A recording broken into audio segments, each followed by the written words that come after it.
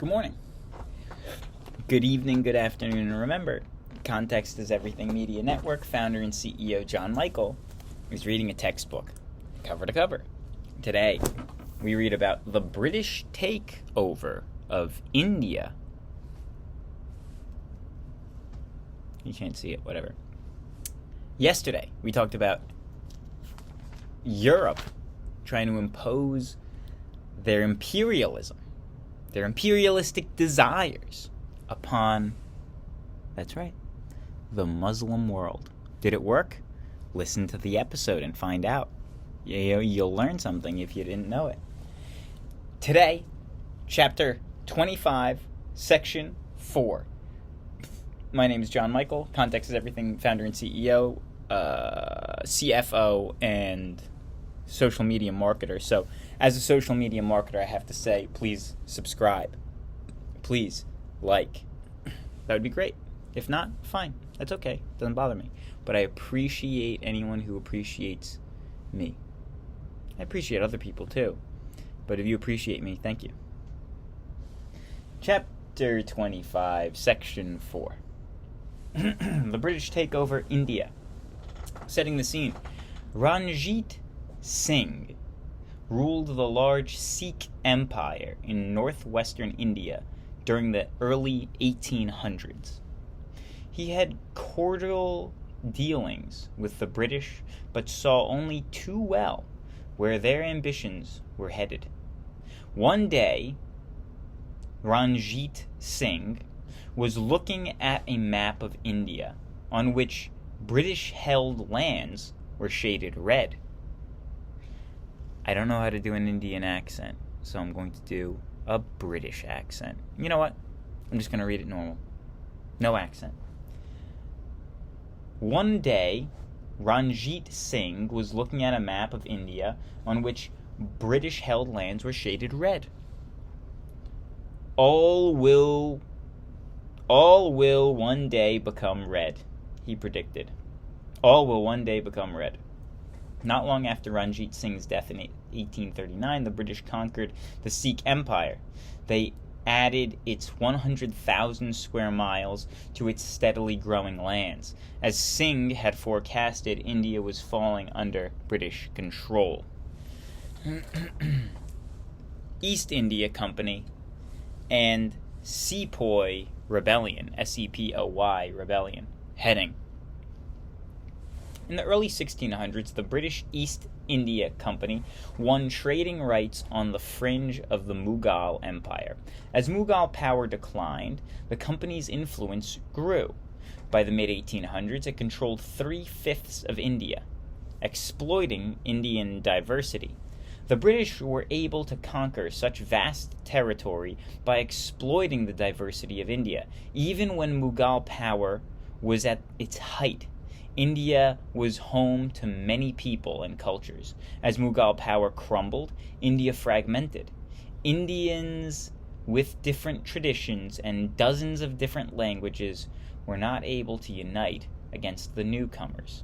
The British took advantage of the Indians' division by encouraging competition, the disunity among rival princes. The British took advantage of this competition, disunity of rival princes. Where British diplomacy or intrigue did not work, their superior weapons overpowered local rulers. British policies. East India's Company's main goal was in India. The East India Company's main goal in India was to make money, and leading officials often got very rich. At the same time, the company did work to improve roads, preserve peace, and reduce banditry. People being bandits. In the early 1800s, British officials introduced Western education and legal procedures. Missionaries tried to convert Indians to Christianity, which they felt was far superior to Indian religions. The British also pressed for social change. They worked to end slavery and the caste system, to improve the position of women within the family, and outlaw the sati, a Hindu custom practiced mainly by the upper class. It called for a widow to join her husband in death by throwing herself into his funeral fire. The sati. If that's really what it is, that's not good. I can say that definitively. Doesn't seem like a good thing. One less mouth to feed. Yikes. Causes of discontent. In the 1850s, the East India Company made several unpopular moves. First, it required sepoys, or Indian soldiers, in the service to serve anywhere, either in India or overseas. For high caste Hindus, however, overseas travel was an offense against their religion. Second, it passed a law to allow Hindu widows to remarry rather than throw themselves onto the flame of their burning remains of their spouse. Hindus viewed both moves as a Christian conspiracy to undermine their beliefs. Then, in 1857, the British issued new rifles to sepoys.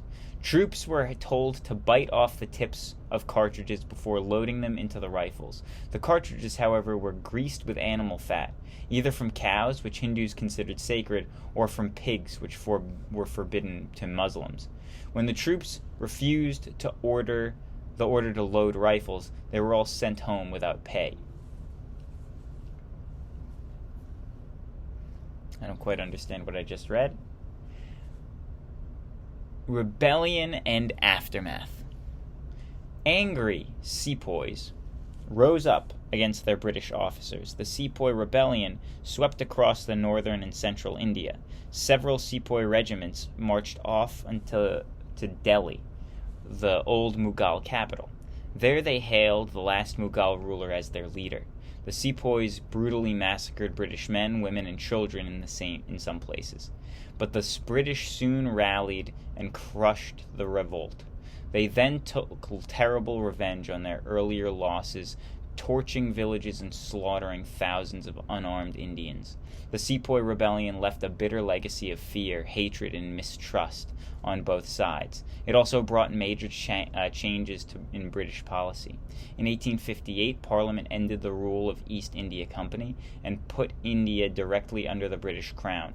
It sent more troops to India, taxing Indians to pay the cost of these occupying forces. While it slowed the reforms that had angered Hindus and Muslims, it continued the development of India for Britain's own economic benefit. British colonial rule. New heading. In 1858, Parliament set up a system of colonial rule in India. A British viceroy in India governed in the name of the Queen, and British officials held the top position in the civil service and army. Indians filled most of the other jobs. With their cooperation, the British made India the brightest jewel on the crown of the empire. British policies were designed to fit India into an overall British economy. At the same time, British officials felt they were helping India to modernize. In their terms, modernizing meant adopting not only Western technology, but also Western culture. An unequal partnership.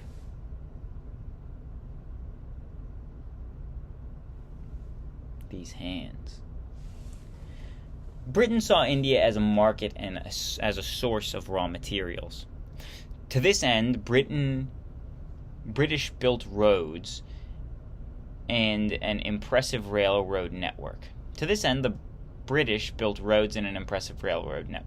Improved transportation let British sell their factory-made goods across the subcontinent and carry Indian cotton, jute, and coal to coastal ports for transport to factories in England.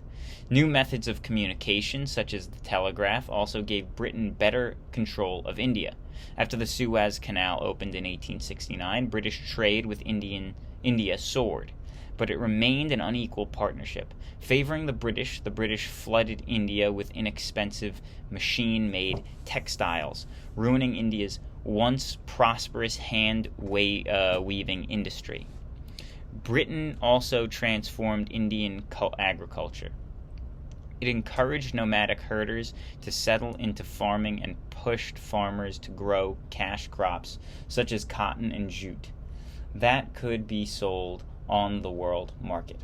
Clearing new farmlands led to massive deforestation or cutting of trees. My name is John Michael here at Context is Everything Media Network. We're 10 minutes and 38 seconds in, and I would appreciate, from the social media marketer side of my role here as the founder, CEO, CFO, and social media manager at Context is Everything Media Network, I'd really appreciate it. I'd really appreciate if you give it a follow, a subscribe, and a like. This is all I can ask. I'm trying to work on my hashtags. I'm trying to post this on Reddit to get couple more eyes involved in the history discussion that is going on here at the Context is Everything Media Network, which is going to be followed by multitudinous programs. I can think of 3 off the top of my head. One where I review programming. One where I just talk about what happened in the week in a sum-up half-hour ramble.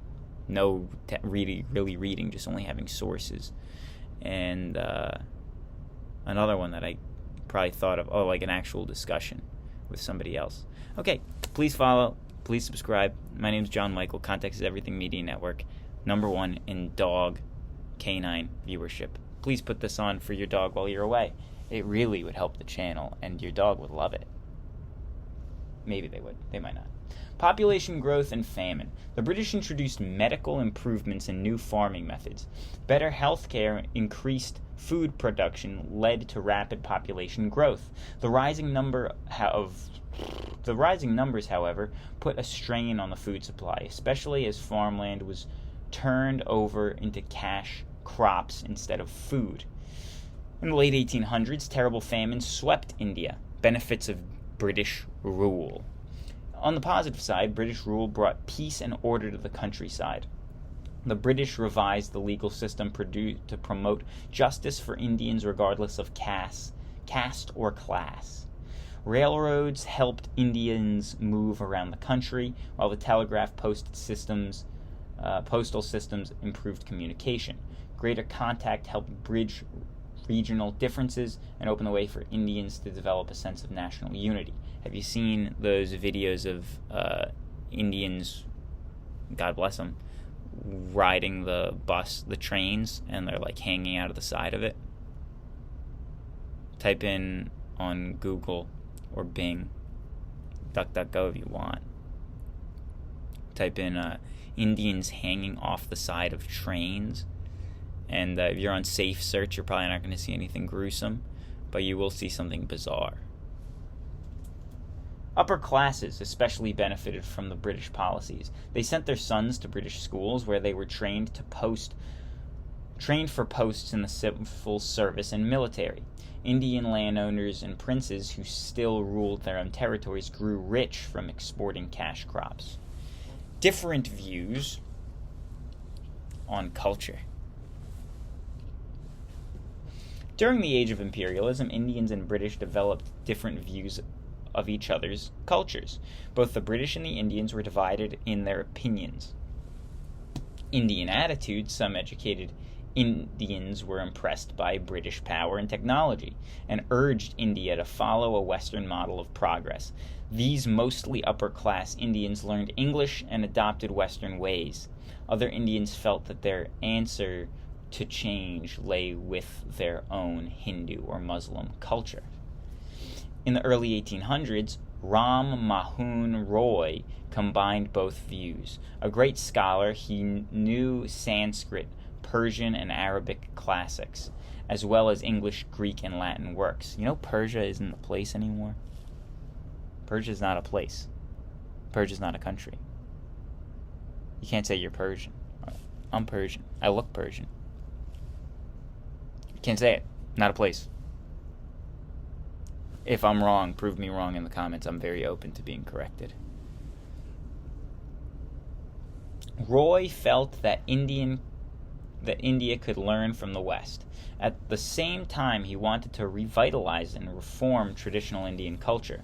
Roy condemned some traditions such as rigid caste distinctions, child marriage, sati, which is the burning of yourself alive when your husband dies as a widow, and purda, the isolation of women in separate quarters.